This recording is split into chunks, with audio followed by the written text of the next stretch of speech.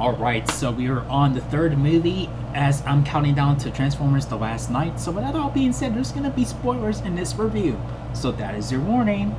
Now, this felt like... This is a much more improved sequel to Revenge of the Fallen. It had, like a much better third act. We're not in Egypt. We're not in the desert. We're like right in the middle of the city, just like in the first one, and it's like 10 times more worse than the destruction in the first movie, and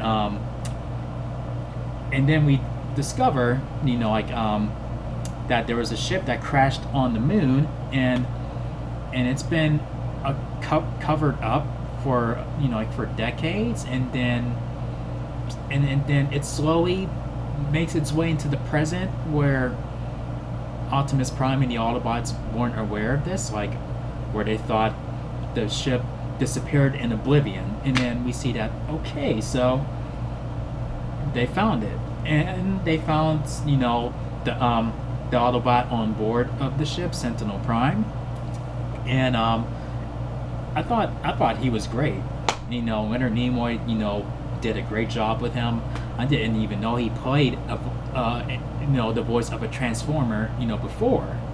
I found that out after he was cast in this role.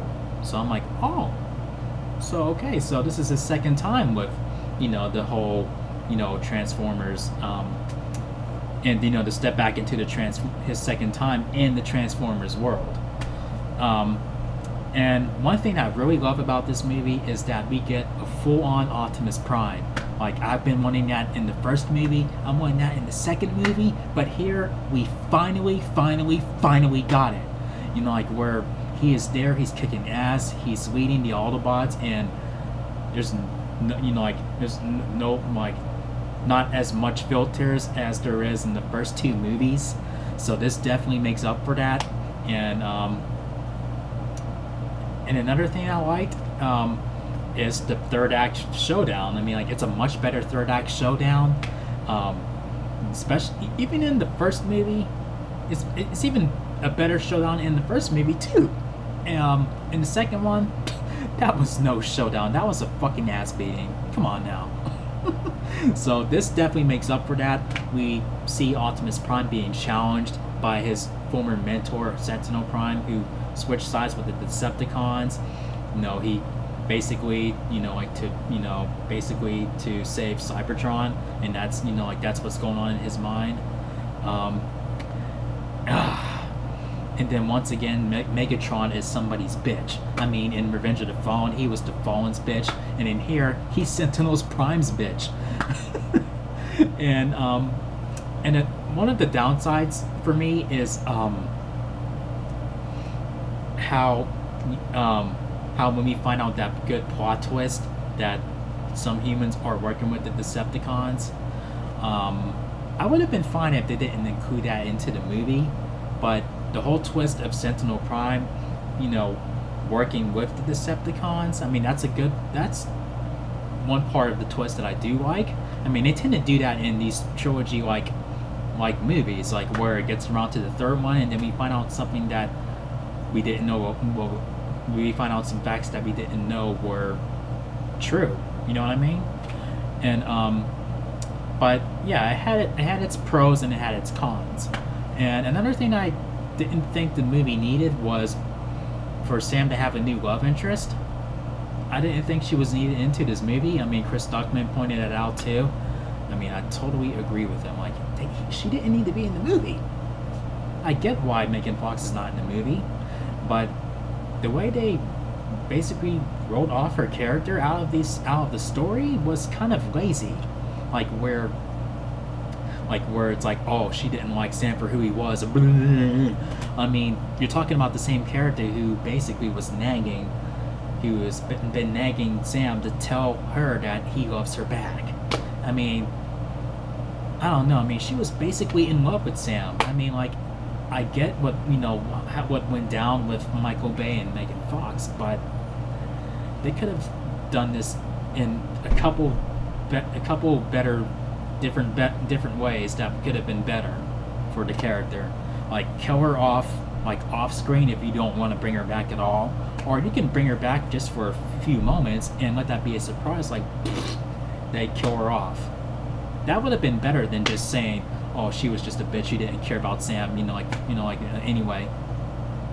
I would have bought that if we didn't see her in the second movie, because we didn't know if she was sticking around with him for that long, or if she was still into the bad boys, or if she, ended up getting back with her douchebag ex or whatever.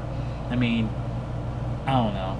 But after the second movie, I don't buy that. I don't buy that. But oh well. It seems like they're trying to ignore the second movie, sort of, or they're not talking about it as much, even though it is a continuation, and you do see some elements that were from the second one, like Willie's back and the the matrix of leadership, like where Optimus uses it to revive Sentinel Prime, and I like how he wakes up like basically a war hero who's. It's like waking up a war hero out of a nightmare, and then he just tackles someone down, like post-traumatic stress type stuff. I mean, I do like that, and but I mean, yeah, like this felt like a conclusion. It felt like it didn't need to continue any further from here, and I did like Shockwave, even though we did not see enough of him. We do see him in the movie quite a bit, but more towards the third act, but. I would have liked to see him a little bit more and maybe have a showdown between him and Optimus. We didn't really get that. I mean, Optimus killed him in like 2 seconds, right before he fought Sentinel Prime, which, it's pretty good to see him, being challenged, as opposed to him defeating the major baddie in the second movie. But I do like how Carly calls Megatron out for being, Sentinel's little bitch. And what was funny about that is that he did not kill Carly for that. I found that pretty ridiculous. But still, Megatron came to his senses, and as Sentinel's getting ready to kill Optimus, Megatron comes to his rescue and just basically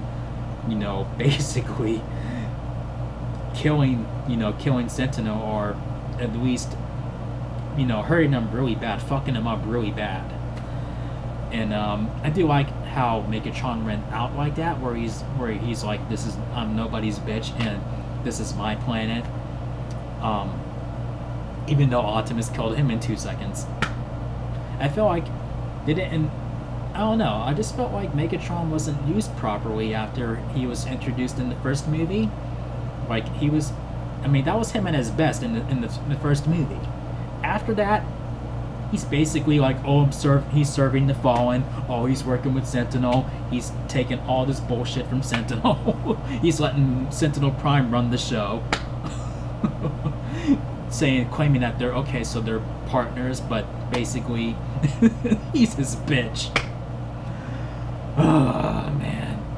But still, and also with Wang, the Wang character, I would have slimmed down some of the humor that he brought to the movie. It was not necessary, from him hiding important notes into his boxers and him going like, "Oh, somebody fucking messed with the wrong Wang today." That wasn't needed. It felt forced. I'm sorry, it felt forced, and that felt forced. And him pulling the notes out of his boxers, that felt forced too. All that shit is avoidable. It is. And I don't know. I'm glad that Sam's parents are back in this movie, even though I'm glad they didn't overuse them. I guess they did sort of correct that error, like where they were kind of overused and there was some pointless humor with them in the second movie. And the first movie, it was kind of pointless too, but I didn't mind that. But it's like, Michael Bay, took away the twins, but yet added some additions that were didn't make sense, like where there's an Autobot who made the ship for the Autobots to weave. He has a beer gut. I'm like, why does a Transformer have a fucking beer gut? I mean, it doesn't make sense.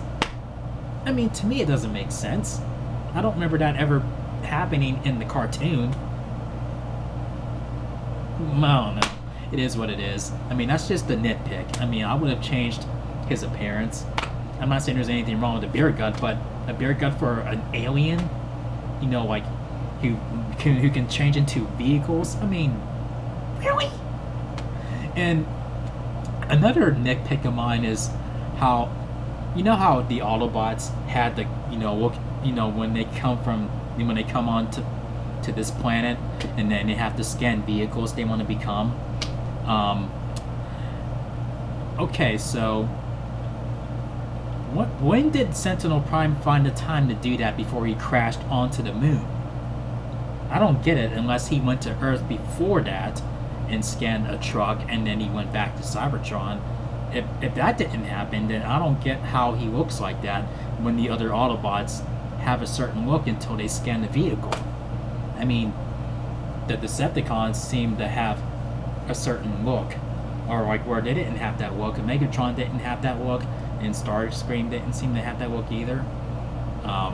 Unless Megatron found a vehicle that he scanned and he went back to Cybertron. I mean, that could have been explained, but that's a theory of mine, like where he went to Earth before he crashed on the moon. But I don't know. But yeah, I mean, like, this felt like this could have been the last movie. I mean, like, it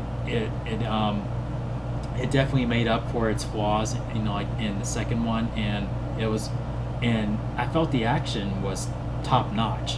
I didn't get tired of it. I was just like, I'm enjoying this. I don't get why people were like, oh, this action is dragging on. Let it be over.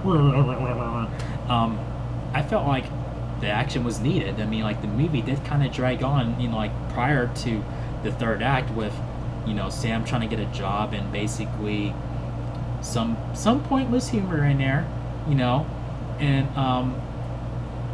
the thing about Sam's girlfriend, like, I don't know if I mentioned this already, but her name is Carly, like, in the character, like, I guess they named her after a character from the cartoon. The only thing they have in common is that they have blonde hair and their names are Carly, but they're nothing like each other from what I've seen in the cartoon. But no, it is what it is. But with that all being said, this gets 4 solid cheer spins out of 5. So here we go. 1, 2, 3, 4 solid epic cheer spins.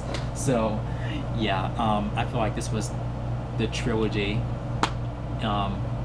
But even though they decided to continue on after that, but why? I mean, like, I get it, they want to make money, but it was not necessary. They could have ended it right here and rebooted the franchise. But oh well. If you guys enjoyed my review on this movie, make sure you thumb up the video and click subscribe if you're a newbie to the channel. Thank you for watching, and I'll see you guys in the next video. Peace out.